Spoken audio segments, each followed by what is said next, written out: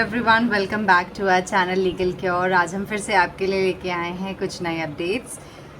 आज हम जिस वैकेंसी के बारे में बात करने वाले हैं वो आ रही है from doctor B.R. Ambedkar university new Delhi. ये जो यूनिवर्सिटी है इसने इस वक्त अपने professor, associate professor, assistant professor के विभिन्न पदों के लिए इसने नोटिफिकेशन जारी किया हुआ है और ये नोटिफिकेशन आपका जो है ये 31 जुलाई को जारी हुआ है और ये अभी भी एक्टिव चल रहा है। इसमें अगर आप देखेंगे वैकेंसीज़, तो ये जो वैकेंसीज़ आई हैं ये कुल 14 डिफरेंट स्कूल से आई हैं। कह सकते हैं 14 डिफरेंट डिपार्टमेंट से ये वैकेंसी हैं और इसमें हर एक डिपार्टमेंट से अलग अलग सब्जेक्ट्स, अलग अलग डिसिप्लिन्स की वैकेंसीज़ आई हुई हैं। तो अगर हम थोड़ा कंसंट्रेट करें तो असिस्टेंट प्रोफेसर की बहुत सारी वैकेंसी है, पे लेवल 10 की ये वैकेंसीज़ हैं। ऑलमोस्ट हम कह सकते हैं इसमें 20-25 वैकेंसीज़ हैं। आप मतलब कुल उसको नोटिफिकेशन से देख सकते हैं क्या क्या है, कैसे हैं। अब हम थोड़ा इसकी विस्तृत चर्चा करें तो इसमें हम ये देख सकते हैं कि कौन से एरियाज़ में, कौन से सब्जेक्ट्स में, स्कूल्स में ये वैकेंसीज़ है। तो सबसे पहला जो स्कूल है जिसमें वैकेंसी एक्टिव है वो है school of culture and creative expression. इसमें ये in the area of performing arts and performance studies, visual arts, इसमें वैकेंसी एक्टिव है और ये आपकी professor, associate professor, assistant professor तीनों के डिपार्टमेंट्स में आई है। स्कूल ऑफ डिज़ाइन में भी आपकी 2 वैकेंसीज़ हैं। इसमें जो स्कूल ऑफ डिज़ाइन में आपकी वैकेंसी होने वाली है ये प्रोफेसर और एसोसिएट प्रोफेसर के लिए एक्टिव है। असिस्टेंट के लिए कोई इस वक्त वैकेंसी नहीं है फ्रॉम स्कूल ऑफ डिज़ाइन। तीसरा स्कूल है स्कूल ऑफ डेवलपमेंट स्टडीज़। इसमें आपको जो डिसिप्लिन स्पेशलाइजेशन चाहिए वो डेवलपमेंट स्टडीज़ का चाहिए। इसमें भी आपकी कुल मिला के 2 वैकेंसीज़ हैं एसोसिएट प्रोफेसर की। चौथा स्कूल है स्कूल ऑफ ग्लोबल अफेयर्स। इसमें आपको 2 डिसिप्लिन्स में स्पेशलाइजेशन चाहिए, किसी एक में भी होगा तो चलेगा। अर्बन स्टडीज़ जिसमें आपकी एसोसिएट प्रोफेसर के लिए 1 वैकेंसी है और जो कि इकोनॉमिकली वीकर सेक्शन के लिए रिजर्व्ड है, और 1 वैकेंसी आपकी जो स्कूल ऑफ ग्लोबल अफेयर्स से ही है वो है सोशल साइंसेज में। इसमें आपकी कुल 2 वैकेंसी है, 1 ओबीसी की और 1 EWS की फॉर एसोसिएट प्रोफेसर। इसके अलावा अगर हम देखें school of public policy and governance, इसमें जो स्पेशलाइजेशन मांगा गया है पब्लिक हेल्थ का है, पब्लिक पॉलिसी एंड गवर्नेंस का है। इसमें आपका असिस्टेंट प्रोफेसर, एसोसिएट प्रोफेसर और प्रोफेसर तीनों पदों के लिए वैकेंसी इस वक्त नामांकित की गई है। आप उसे डिटेल तौर पे नोटिफिकेशन में देख सकते हैं।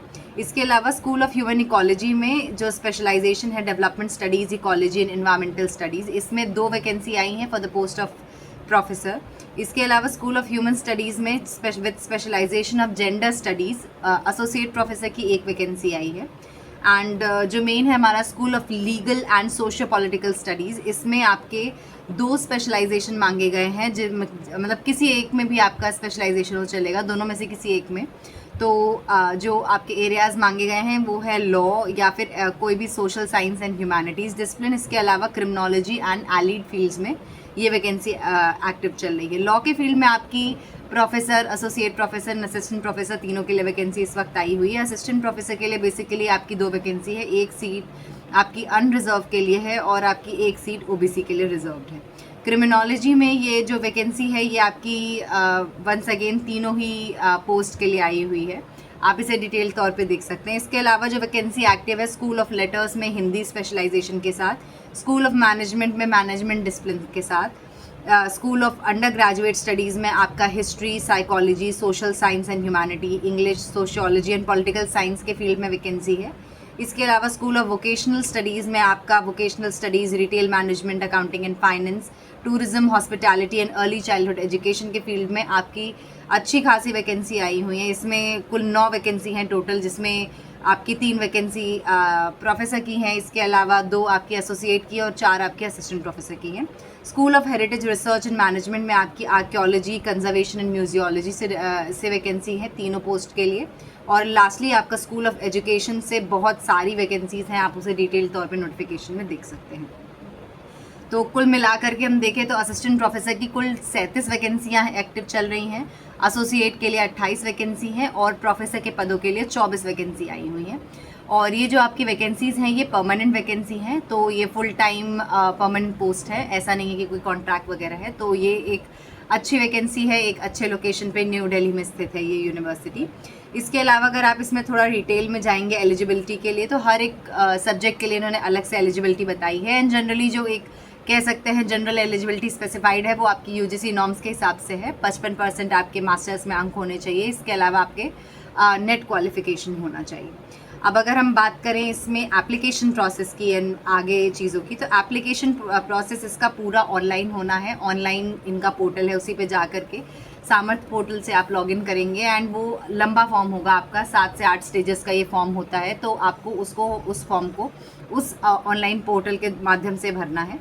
और उसके अलावा एक और चीज़ जो इसमें इम्पॉर्टेंट है वो ये है कि इसमें आपको हार्ड कॉपी भी भेजनी है। तो आप उस फॉर्म को भरेंगे, फॉर्म भरने के बाद आपको उसे जल्द से जल्द हार्ड कॉपी के रूप में पोस्ट के द्वारा इनके जो भी यूनिवर्सिटी का एड्रेस है उसमें डिप्टी रजिस्ट्रार को एड्रेस करते हुए वो आपको हार्ड कॉपी इनके एड्रेस पे सेंड करनी होगी। अब अगर बात करें इसमें और चीज़ों की, तो इसमें इन्होंने एप्लीकेशन प्रोसेस में ही काफ़ी चीज़ें इन्होंने स्पेसिफाई करी हैं। बहुत छोटी छोटी चीज़ें जो आपको ध्यान में रखनी चाहिए इसके एप्लीकेशन में, क्योंकि इन्होंने क्लियरली मेंशन किया है कि इन्होंने जो जो चीज़ें बोली हैं अगर आपने वो नहीं किया है तो ये पॉसिबिलिटी है कि आपका जो एप्लीकेशन है ये उसको समैरिली रद्द कर देंगे। बेसिकली मतलब वो आपके एप्लीकेशन को डिटेल में नहीं देखेंगे, उसको ऊपर तौर पे ही उसको रद्द कर दिया जाएगा। तो अगर आप देखें तो इसमें एक जैसे छोटी डिटेल जो मेंशन है वो ये है कि आपको जो हार्ड कॉपी सबमिट करनी है वो ज़रूरी है। अगर हार्ड कॉपी नहीं की तो आपका एप्लीकेशन ऑनलाइन मोड से ही आपने भले किया हो वो रद्द हो जाएगा। इसके अलावा अगर हार्ड कॉपी आपने भेजी भी है जिस फॉर्मेट में इन्होंने मांगी है, आपने उस फॉर्मेट में नहीं भेजी तो भी वो एक डिस्क्वालिफिकेशन का ग्राउंड है। तो जैसे इन्होंने क्लियरली मेंशन किया है कि अगर आपने अपने एप्लीकेशन के साथ और भी एनेक्स्चर्स लगाएं, जो भी आपने जो भी अपने डिग्रीज लगाई हैं, हर चीज़ की फ़ोटोकॉपी जो आप लगाएंगे उसमें इन्होंने क्लियरली मेंशन किया वो वेल पेजिनेटेड होना चाहिए। दैट इज़ आपको हर उस पर पेज नंबर डालना है, सेल्फ अटेस्ट करना है। अगर आपने वो नहीं किया, पेज नंबर भी नहीं डाले, तो भी वो आपका एक रिजेक्शन का ग्राउंड हो सकता है। तो उस केस को आपको बहुत ध्यान से इसके फॉर्म को भरना है। हर चीज़ को हार्ड कॉपी वाले पार्ट को भी बहुत अच्छे से डिलीजेंटली आपको फॉलो करना पड़ेगा, क्योंकि यहाँ पे रिजेक्शन के चांसेस बहुत ज़्यादा हो जाते हैं अगर आप ज़रा सी भी गलती करते हैं। और इसके अलावा अगर हम देखें तो इसका एप्लीकेशन फ़ीस, तो एप्लीकेशन फ़ीस जनरल और ओबीसी और ईडब्ल्यूएस कैटेगरी के लिए ये आपकी रहने वाली है 1000 रुपये, और आपकी विमेन के लिए और पर्सन विद डिसेबिलिटी के लिए, एससी और एसटी के लिए कोई भी एप्लीकेशन फ़ीस नहीं रहने वाली है। तो ये आपके लिए एक अच्छी अपॉर्चुनिटी है। इसके अलावा इन्होंने एक और चीज़ जो इम्पॉर्टेंट है जो पिछले उसमें बताना छूट गया वो ये है कि आप जब हार्ड कॉपी भेजेंगे इनको तो इसमें एक नोट नीचे इसी में एप्लीकेशन में दिया हुआ है, क्लियरली मेंशन्ड है कि आपको उस एनवेलप के ऊपर आपको लिखना है किस पद के लिए आप अप्लाई कर रहे हैं। अगर आपने वो नहीं किया तो वो भी एक डिसएडवांटेज आपके लिए साबित हो सकता है। तो मैं आपसे एक बार फिर से रिक्वेस्ट करूंगी कि आप इसको अच्छे से एक एक लाइन इसकी पढ़ें, क्योंकि ये बहुत ही डिटेल्ड तौर पे नोटिफिकेशन है। इसमें कहीं ना कहीं काफ़ी चीज़ें काफ़ी डिटेल्ड मेंशन है, आपको वो फॉलो करनी बहुत बहुत ज़रूरी है। अब इसके अलावा अगर हम देखें इसमें प्रोसेस इसका क्या होगा, तो इन्होंने ये मेंशन किया है कि जो भी एप्लीकेशंस आएंगे ये उसके बेसिस पे स्क्रीनिंग कमेटी एप्लीकेंट्स को स्क्रीन करेगी। उनके चाहे एपीआई का बेस होगा या जो भी उनका क्राइटेरिया होगा वो एग्जैक्टली स्पेसिफाइड नहीं है, बट ये है कि यूजीसी के जो भी क्राइटेरियाज होते हैं उसको वो यूज़ करके स्क्रीनिंग कमेटी शॉर्टलिस्ट करेगी कैंडिडेट को। और इसमें एक जो बहुत अच्छी चीज़ होने वाली है वो ये है कि अगर आप सेलेक्ट होते हैं तो भी आपको पता चलेगा और आप रिजेक्ट होते हैं तो भी आपको पता चलेगा। तो ये जो यूनिवर्सिटी रिक्रूटमेंट प्रोसेस में जो करने वाली है वो ये है कि अगर आप सेलेक्ट होते हैं तो एक लिस्ट आएगी ऑफ एलिजिबल कैंडिडेट और दूसरी लिस्ट आएगी ऑफ इनएलिजिबल कैंडिडेट। तो अगर आप इनएलिजिबल होते किसी वजह से आपका जो एप्लीकेशन है वो रिजेक्ट कर दिया जा रहा है तो आपको एक रीज़न दिया जाएगा कि क्यों रिजेक्ट किया गया है। तो वो एक बहुत इंपॉर्टेंट चीज़ है, आपको पता चलेगा कि अगर कहीं आपके पार्ट पे कुछ कमी रह गई तो किधर कमी रह गई, आप उसको असेस कर सकते हैं।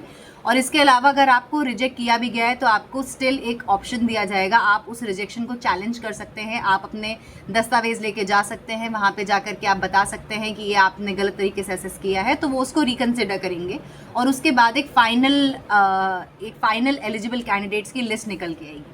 उस एलिजिबल कैंडिडेट की जो लिस्ट होगी, उस लिस्ट से जो आप जो भी कैंडिडेट्स हैं उनको इंटरव्यू के लिए बुलाया जाएगा, उनका इंटरव्यू का कॉल आएगा और आपको वहाँ से फिर आपका इंटरव्यू वगैरह कंडक्ट करा के आपकी जो भी टेस्ट होगा आपका, इन द सेंस आपका इंटरव्यू में के ही दौरान आपका टीचिंग असेसमेंट लिया जाएगा कि आप कैसे पढ़ाते हैं, क्या है वो आपका सब कुछ असेस उसी में किया जाएगा और उसके बेस पे आपका फाइनल रिक्रूटमेंट किया जाएगा। तो ये इसका प्रोसेस है जो कि बहुत डिटेल्ड है, बहुत अच्छे तरीके से मेंशन है। इन्होंने ऑल्दो ये साफ साफ लिखा है कि कोई एज सच क्वालिफिकेशन नहीं है, पर इन्होंने एक चीज़ स्पेसिफाई की है कि अगर आप अप्लाई करते हैं और आपसे ज़्यादा वेल क्वालिफाइड कैंडिडेट आ जाता है तो वो उसे एनी डे प्रेफर करेंगे।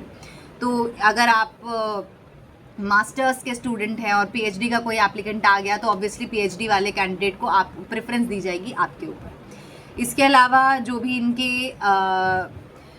नोटिफिकेशन से रिलेटेड जो भी आपके इंटरव्यू के डिटेल होंगे वो इनकी वेबसाइट पे आएंगे, आप उसको वहाँ से देख सकते हैं। और इसकी लास्ट डेट एप्लीकेशन की जो रहने वाली है 3 weeks from date of publication in the newspaper called Employment News. So Employment News में ये ऑफिशियल नोटिफिकेशन जो जारी हुआ है ये 31 जुलाई को हुआ है, तो हम मान सकते हैं कि 31 जुलाई से लेकर 2 अगस्त के बीच में ये न्यूज़पेपर में छपा होगा और वहाँ से 3 हफ्ता, मतलब आप एक तरह से गेस कर सकते हैं कि 20-21 अगस्त तक ये एप्लीकेशंस आपके चलने वाले हैं। और इसके अलावा इसका हार्ड कॉपी सबमिशन का जो भी टाइमलाइन रखा गया है वो 1 week more than that. So that is कि अगर आपने 21-22 अगस्त जो भी इसका एग्जैक्ट डेट आएगा, एम्प्लॉयमेंट न्यूज़ में जो न्यूज़पेपर है किस दिन पब्लिश हुआ है उसकी जानकारी फ़िलहाल हमें नहीं है। तो अगर आप उस डेट को पता लगा सकते हैं तो उस तारीख से अगर आप जो भी होगी वो 1 या 2 अगस्त के अराउंड की ही होगी। वहाँ से 21 अगस्त आपका ऑनलाइन एप्लीकेशन सबमिट करने का आखिरी तारीख होगी और उसके बाद उसके 1 हफ्ते बाद लाइक आपका जो भी आपकी 28 अगस्त के अराउंड हार्ड कॉपी सबमिशन का होगा। तो अगर आपने 28 अगस्त से पहले भेज दिया इनको हार्ड कॉपी तो आपकी एप्लीकेशन वैलिड होगी। तो टाइमलाइंस को आपको बहुत ध्यान से पढ़ना है। इसके अलावा जो भी ये नोटिफिकेशन है जिसे हम अपने वीडियो के डिस्क्रिप्शन बॉक्स में भी लिंक में अटैच कर देंगे, आपको बहुत अच्छे से पढ़ना है क्योंकि इसमें बहुत सारे नुआंसेस हैं। तो with this we'll wrap it up and आपको इससे रिलेटेड कुछ भी चीज़ जाननी है, कुछ भी जानकारी चाहिए, आप हमको कमेंट कर सकते हैं, आप हमको मैसेज कर सकते हैं और हमारे इंस्टाग्राम चैनल पे भी हमसे कांटेक्ट कर सकते हैं। So with this we'll wrap it up and thank you for watching.